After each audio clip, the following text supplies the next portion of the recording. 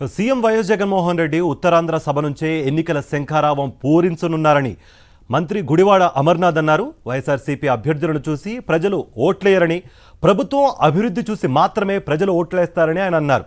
అభ్యర్థుల ఎంపికకు అనేక కారణాలు, పరిస్థితులు ఉంటాయన్నారు. ఎంతమంది కలిసొచ్చినా గెలిచేది చివరగా సీఎం వైఎస్ జగన్మోహన్ రెడ్డి మాత్రమేనని మంత్రి స్పష్టం చేశారు. మంత్రి గుడివాడ అమర్నాథ్తో మా ప్రతినిధి సతీష్ ఫేస్ టు ఫేస్.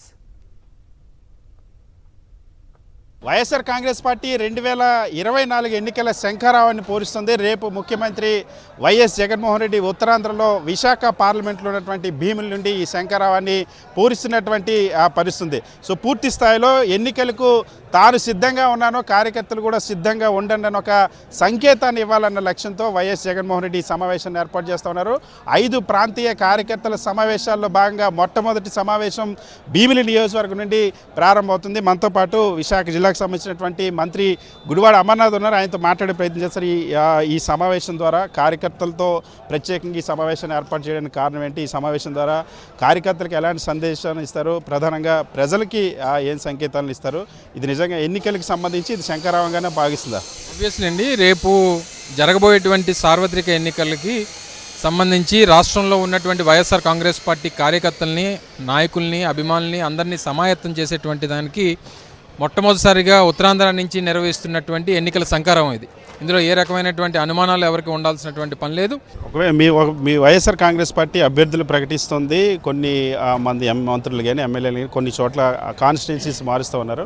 ఇది జగన్మోహన్ రెడ్డి ఓడిపోతాడని తెలుసు కాబట్టే అభ్యర్థులు మార్చుకోవాల్సిన పరిస్థితి వస్తుంది, ఎన్నికల్లో పరాభవం తప్పదు కాబట్టే ఇంతమందిని మారుస్తూ ఉన్నారని చెప్పేసి ఎల్లో మీడియా, చంద్రబాబు కూడా ఆరోపిస్తున్నారు. ఈ ట్రాన్స్ఫర్స్ ఏంటి ఎమ్మెల్యేలు కూడా రాజకీయపరమైనటువంటి ఆలోచన కలిగినటువంటి ఏ వ్యక్తి అయినా సరే సామాజిక సమీకరణలు కానివ్వండి, రాజకీయ పరిస్థితులు కానివ్వండి, అక్కడ ఉన్నటువంటి రాజకీయ అవసరాలు కానివ్వండి, వీటన్నిటినీ గమనించుకొని జగన్మోహన్ రెడ్డి గారు నిర్ణయాలు తీసుకుంటారు.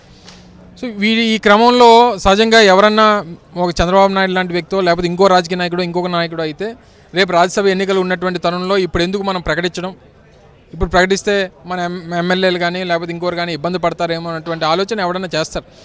కానీ అవన్నీ కాదు, రేపు ప్రజలే ముఖ్యం, పార్టీ ముఖ్యం, పార్టీ రేపు అధికారంలోకి రావాల్సినటువంటి అవసరం ఈ రాష్ట్రంలో ఉన్నటువంటి 5,30,00,000 మంది ప్రజలకి వైఎస్ఆర్ కాంగ్రెస్ పార్టీ అవసరం ఉందన్నటువంటి ఆలోచన విధానం.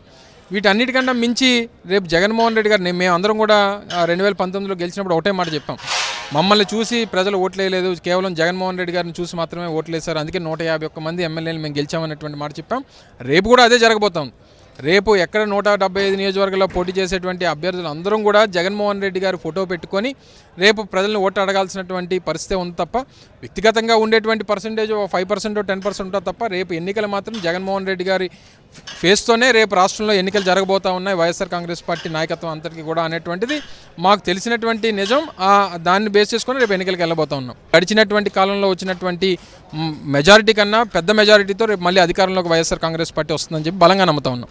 ఖచ్చితంగా ఎన్ని రాజకీయ పార్టీలు ఒక్కటైనా సరే వైఎస్ జగన్మోహన్ రెడ్డి వెంట కోట్లాది మంది ప్రజలు ఉన్నారు. అంతకు మించినటువంటి వైఎస్ జగన్ కోసం పనిచేసేటువంటి కార్యకర్తలు ఉన్నారు. వాళ్ళందరినీ కూడా ఎన్నికలకి సిద్ధం చేసేందుకు, ప్రతిపక్షాల కుట్రను ఛేదించేందుకు ఎన్నికల శంఖారావాన్ని పూరించబోతున్న అంశాన్ని మంత్రి గుడివాడ అమర్నాథ్ చెప్తున్నారు. వీడియో సత్యతో సతీష్, సాక్షి టీవీ, భీమిలి.